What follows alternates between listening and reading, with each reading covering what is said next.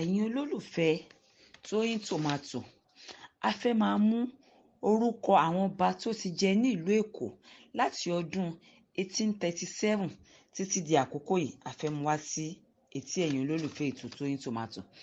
A fẹ́ jẹ́ kẹ́ ẹ mọ̀ pé ọba of Lagos náà ni wọ́n máa ń pè ní elékòó ti ìlú Èkó.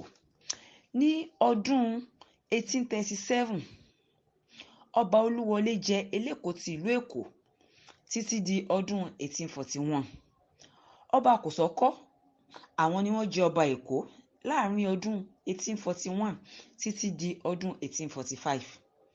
Nígbà tí ó di ọdún 1851, ọba Akíntóyè padà wá lẹ́lẹ́kejì láti jẹ ọba Èkó láàrin ọdún 1851 títí di ọdún 1853. Ọba Dòsùnmú jẹ́ ọba ìlú Èkó ní 1853 títí di ọdún 1885. Ọba Oyèkán, àwọn jẹ́ ọba ìlú Èkó ní 1885 títí di 1900. Èṣùgbàyè Elékòó jẹ́ ọba ìlú Èkó ní 1901 títí di 1925. Ọba Ìbíkúnlé Akíntóyè jẹ́ ọba Èkó ní 1925 títí di ọdún 1928. Ọba Olúsì jẹ́ ọba Èkó ní àárín ọdún 1928 títí di ọdún 1931.